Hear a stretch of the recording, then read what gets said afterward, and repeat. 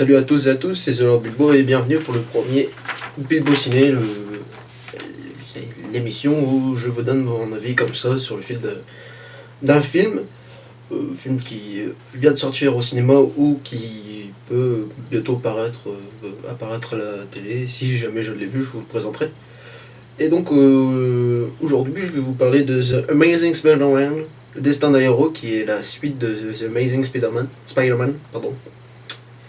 Donc, film toujours réalisé par Mark Webb, avec Andrew Garfield dans le rôle de Spider-Man et Emma Stone dans le rôle de Gwen Stacy. Après, j'en oublie d'autres. Je connais pas tous, j'ai pas eu le temps de tout voir, je vais faire un peu ça sur le fil. Faut que je regarde la caméra et pas l'écran. Donc, du coup, que penser de The Amazing Spider-Man 2 ? Après tout ce que les critiques ont pu dire, c'est pour ça que je fais en fait cette émission, parce que certes le film ça fait 2 semaines qu'il est sorti, mais je connais beaucoup de personnes qui n'ont pas été le voir parce que les critiques ont été assez mauvaises à leur sujet. Je parle notamment critiques presse, critiques ciné. Et moi je vais me retrancher à la plupart de ce que j'ai pu voir personnellement sur internet sur le fait que The Amazing Spider-Man 2 est un bon film. Donc si vous n'avez pas été le voir, dépêchez-vous, il va peut-être rester 1 ou 2 semaines encore dans votre cinéma si le film est en fin de vie, donc à votre place j'irai me dépêcher. Sinon, quoi dire sur ce Spider-Man ? Tout d'abord le pitch, comment on dit ? Je mettrai bien une image de pitch, tiens. Donc par rapport à l'histoire, donc on suit toujours Spider-Man qui est tourmenté, qui doit faire face à sa relation avec Gwen Stacy et la parole qu'il a donnée à son père, au père de Gwen dans le précédent film. Donc du coup, donc pour ceux qui n'ont pas vu ou qui s'en souviennent plus, il s'agit du fait que Spider-Man ne doit plus fréquenter Gwen sous peine de la mettre en danger. Donc du coup, Spider-Man est tourmenté par le fait qu'il aime toujours Gwen, mais qu'il se sent obligé de respecter les dernières volontés du père de Gwen. Tout en affrontant un super vilain principalement, qui est Electro. Beaucoup de personnes ont dit, j'ai vu beaucoup de personnes dire ouais, il y a trop de méchants. Pour parler de ça directement, qui est certainement pour moi le point faible, on nous a parlé de trop méchants, mais finalement on n'en voit qu'un tout le long du film, qui est Electro donc. On voit légèrement, non pas très légèrement, mais on voit le bouffon vert seulement à la fin du film. Bon, c'est mieux fait que Venom car le personnage n'est pas gâché, il meurt pas directement. Désolé pour le spoil. Mais au moins voilà, on sait que le bouffon vert, sa personnalité sera développée dans les prochains films. Donc c'est pas forcément trop mauvais qu'on le voit juste dans la fin. Et par contre le Rhino c'est vraiment genre on le voit 10 minutes. Et pour un film qui se disait ouais on va mettre trop méchant, je trouve qu'ils ont un peu trop exagéré sur le Rhino. Ne serait-ce que même de le voir dans la bande-annonce quoi, et de faire des affiches dessus. Je trouve ça un peu mauvais vu son temps de présence à l'écran. Sinon rien à dire, pour ce qui est de la relation entre Peter et Gwen, ça va. Moi qui suis pas fan de tout ce qui est comédie romantique, j'ai pas trouvé ça gnangnan, cucu, tous les mots que vous voulez, je trouvais que ça passait bien. C'était mieux fait que dans Spider-Man 2 de Sam Raimi. Donc voilà.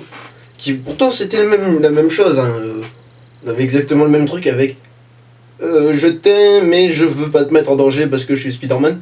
Sauf que là c'est mieux fait parce que dans Spider-Man 2, on a plus un Peter Parker qui dit je veux pas, mais une fois que Mary Jane sort avec un autre mec, Peter tente de la draguer alors qu'il veut pas, donc du grand n'importe quoi. Et ensuite on a plus que dans le premier film la recherche des parents de Peter, donc Peter qui fait une enquête sur la disparition de ses parents. De toute façon, c'est comme ça que débute le film, donc voilà, les combats en relation avec Gwen et la recherche des parents de Peter est ce qui fait la totalité du film, quasiment. Ensuite, forcément, on a le développement des méchants, on a le développement du personnage d'Electro, qui est assez long, je trouvais, mais qui était pas trop mal. En plus, c'est un méchant. Enfin, dans le film, Le méchant n'est pas là juste ouais, tiens, j'ai plein de pouvoirs, je vais faire le mal, je vais prendre de l'argent. Non, là c'est une cause totalement différente qui est. J'ai pas trop envie de le dire, et envie de le dire c'est. Mais en fait. Ah, je vous laisse la surprise, j'ai pas envie de vous le dire, vous pourrez peut-être vous spoiler tout seul le méchant du film. Enfin, je risquerai de vous spoiler. Que dire? J'avais fait une fiche qui est tombée. Qu'est-ce que j'ai dit? L'enquête sur le père. Oui, on a l'apparition des Osborn dans le film, donc Norman Osborn et Harry Osborn.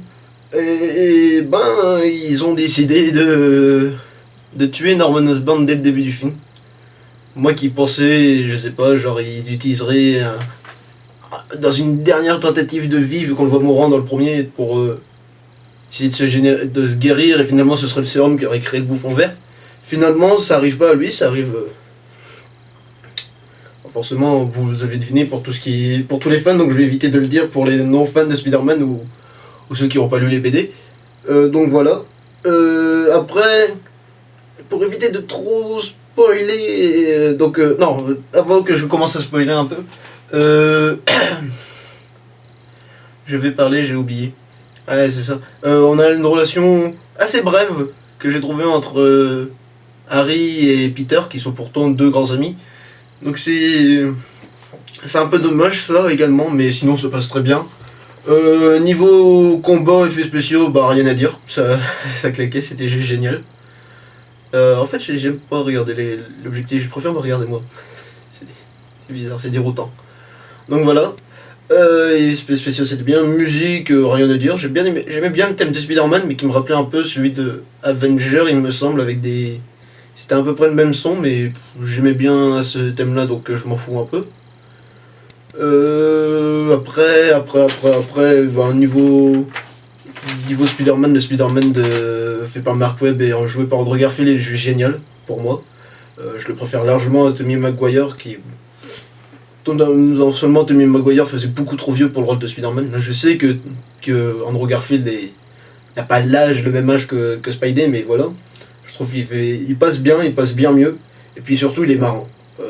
Une des caractéristiques de Spider-Man dans les BD, c'est le fait qu'il soit marrant, et je suis désolé, mais dans ceux de Sam Raimi, le Spider-Man n'est pas marrant, et c'est pour ça que je préfère largement celui-ci, et que j'ai beaucoup plus pris mon pied sur ce Spider-Man-là, qui a pourtant une histoire un peu identique. Je parle notamment de la relation d'amour entre Spider-Man et donc sa copine, qui est différente en fonction du film, mais j'ai largement préféré celui-là qu'à celui de Sam Raimi. Et j'ai envie de vous le dire. Donc pour ceux qui veulent pas trop spoiler, je vous demanderai de partir. Merci d'avoir regardé, hein, n'hésitez pas à me dire ce que vous avez pensé de la vidéo. Pour ceux... Là je promets, hein, je spoil vraiment, là. Je vais spoiler. Je vais parler de la scène de fin, car enfin on a eu la scène mythique de Spider-Man que tous les fans de Spider-Man connaissent déjà. Donc qui est la mort de... je dis pas. La mort de quelqu'un. Certains l'auront forcément compris. Que j'ai trouvé bien faite dans le film. C'est pas du tout la même qui est dans le livre. Pour ceux qui ont lu le livre, elle tombe d'un pont et voilà. Là, c'est mieux fait. De toute façon, de manière au cinéma, la façon dont le personnage meurt, je vais quand même éviter de spoiler le nom. La façon dont le personnage meurt est un peu bête. J'ai pas trouvé ça plus intéressant que ça. Et elle serait mal passée, je pense, au cinéma. Et là, au cinéma, ils ont fait quelque chose d'assez intéressant, donc c'est cool. Et puis, étant donné que ça se passe pas du tout au même endroit je me suis dit au début de la scène, bon c'est bon, le personnage va mourir, ils vont faire la scène tant attendue. Et à un moment pendant la scène, je me suis mis à douter et à me dire, bah finalement il va peut-être finir par la sauver. Et à un moment, je me suis mis à croire que voilà, ils allaient décider de repousser la scène à un futur film, étant donné qu'il y aura 3 et 4, c'est déjà prévu.